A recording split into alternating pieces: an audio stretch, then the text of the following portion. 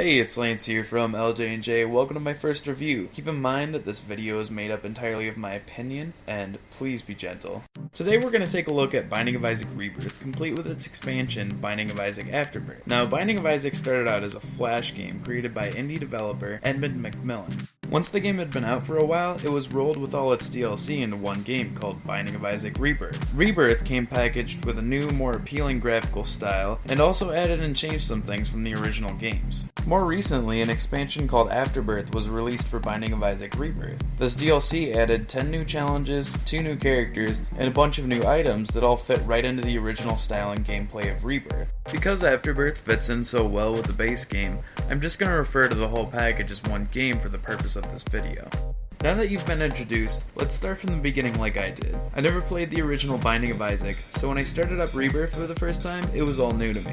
After some backstory, where it is revealed that Isaac's religious fanatic mother tried to kill him, you can go through the menu and start your first game. You start in the basement, which is where Isaac fled from his mother according to the cutscene. The controls are pretty basic, and it plays like a twin-stick shooter where the left stick controls Isaac and the right stick shoots his tears. The first time you play, one of the rooms connected to the room you start out in is always a golden room, which holds the first item you receive. This reveals the most basic mechanics that drive the game. You get items in each level that make you stronger and allow you to hopefully kill enemies to clear each room, and then you kill the boss and advance to the next floor.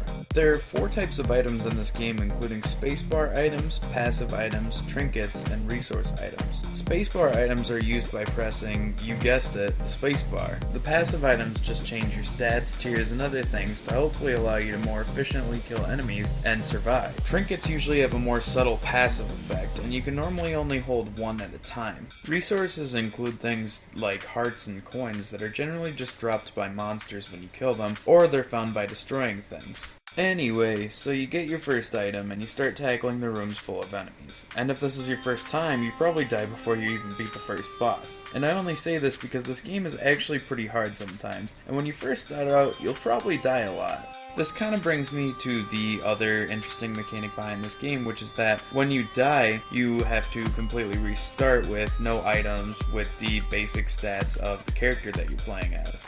So after a whole lot of restarts and with a little bit of luck, you get some good items and finally beat Mom on the 6th floor. You watch the ending and you feel good about it. And this is when you realize that there are 15 other endings and dozens more hours before you complete them all. For a seemingly small and simple game, there's actually a lot of content, and you can unlock new characters, items, challenges, and endings. On top of this, each time you win, you can unlock more floors and bosses to beat to unlock even more stuff. To put things in perspective, it took me almost 400 hours to unlock everything and get every achievement myself, so I can say from personal experience that you can really get your money's worth out of this game. Unlocking everything isn't all sunshine and rainbows though. In fact, it becomes ridiculously frustrating. Like, why? Why the keeper? Just, please. No! Why are you doing this to me? Anyways, there are also rooms with completely unavoidable damage, or ones which you can't pass, which in a skill-based single-player game is pretty atrocious. And this problem was actually a lot more prevalent with the addition of Afterbirth. With Afterbirth, the bullshit factor in general really seemed to increase with things like tiny rooms, nerfed curse rooms, and nerfed devil deals, just to name a few.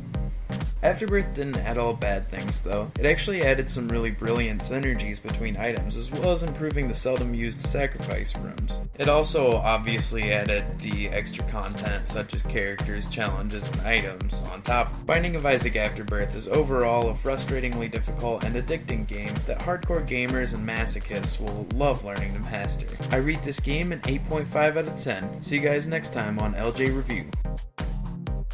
Hey, thanks for watching, and if you're hearing this, you probably made it to the end of my review, and I hope you liked it.